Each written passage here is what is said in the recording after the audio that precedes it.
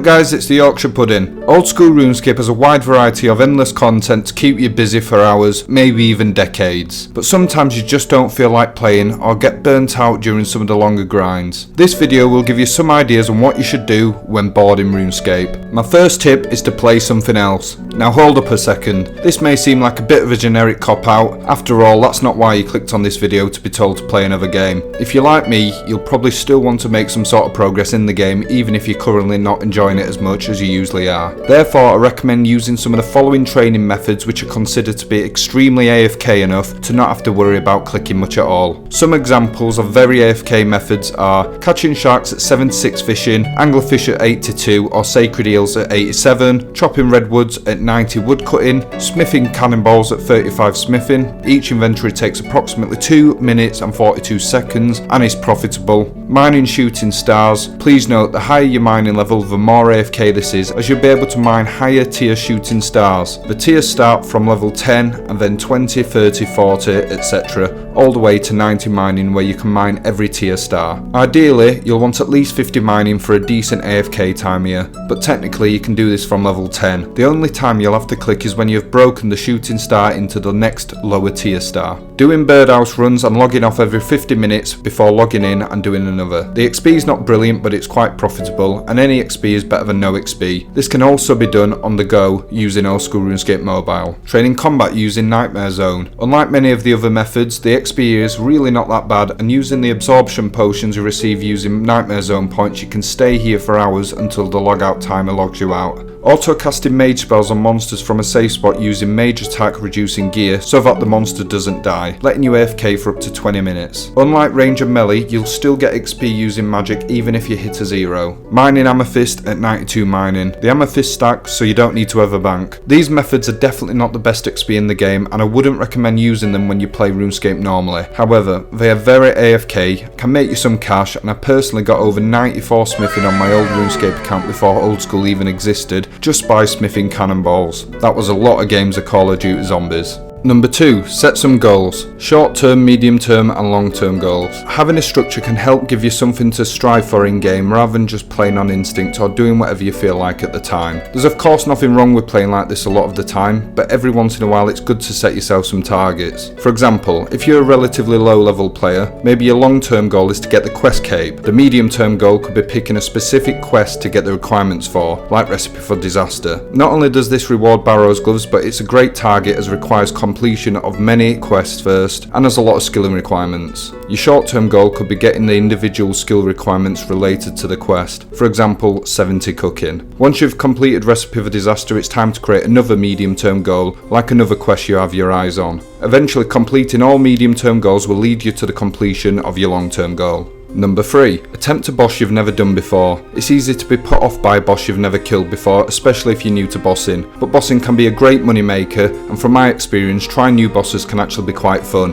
especially if it's with a friend. I found learning how to do the gauntlet genuinely quite enjoyable. It reminded me a lot of dungeoneering. The boss is also very engaging, and it can be a great way to learn many mechanics to help you with other bosses, such as weapon switching, switching protection prayers, avoiding obstacles and resource management. For me, the best part about it is you don't require any gear or supplies, meaning people with small banks can take part, and you don't have to spend 5 minutes restocking every time you want to do it. The gauntlet may also drop loot worth over 100 million gold in addition to a pet. This requires Song of the Elves to be completed first, so if you've not done it yet, you know what your next long-term goal is to work towards. If you'd like a guide on how to complete the gauntlet, let me know in the comments down below. Spend some time doing up your player-owned house. Many people still have the player-owned house looking like this. Maybe you just have a couple of rooms with a portal chamber and a jewellery box in the corner for quick teleports, but spending some time to properly design and redecorate your house can give you a break from the grinds and also brings out your creative side while still being productive in RuneScape. After all, there are many extremely useful rooms in your player-owned house that are must-haves, and I outline which these are in more detail in my player-owned house guide. Link is in the description.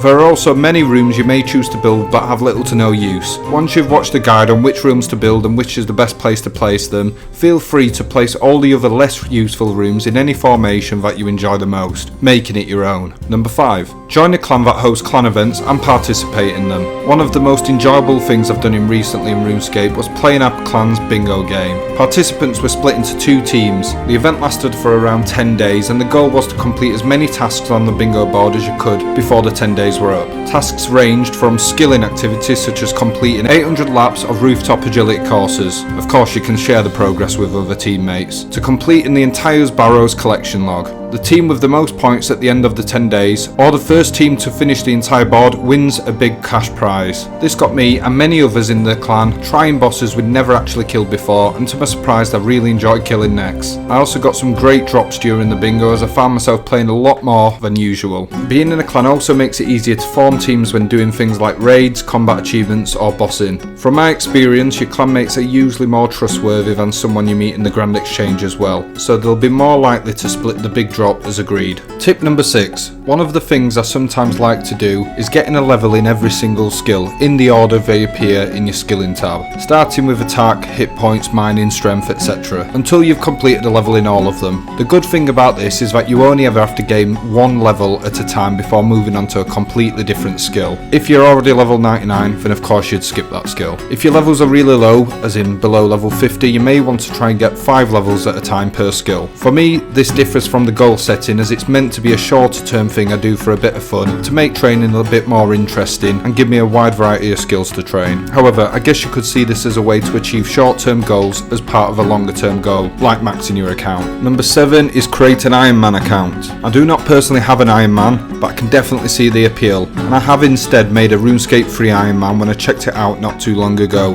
and also took part in Old School RuneScape leagues, which all characters are Ironmen by default. There's just something quite satisfying and entertaining about having to gather all the resources yourself and not relying on the Grand Exchange. It makes all your other skills feel genuinely useful, and the scarcity of resources means that you actually appreciate the logs, ores and fish in your bank a lot more. Number 8 is go outside. I know natural light is a RuneScape player's kryptonite, but I'm mainly referring to those of you who are bored or burnt out from playing RuneScape for a very long gaming session and suddenly feel like you don't want to play anymore. I find that grocery shopping, going on a jog or to the gym, or just having a walk outside makes me more excited to come back and play again when I return. Sometimes you're not completely bored of the game, you just needed a bit of a break after playing for so long and just haven't realised it. I find spending some time cooking a nice meal works well too, even if it's indoors. I recommend a Sunday roast with of course homemade Yorkshire puddings. And finally, possibly the greatest tip on the list is to do some collection log slots. I find this opens up a whole new section of content in RuneScape, next to your quest log, achievement diaries, combat achievements, music tracks, and of course your base skills.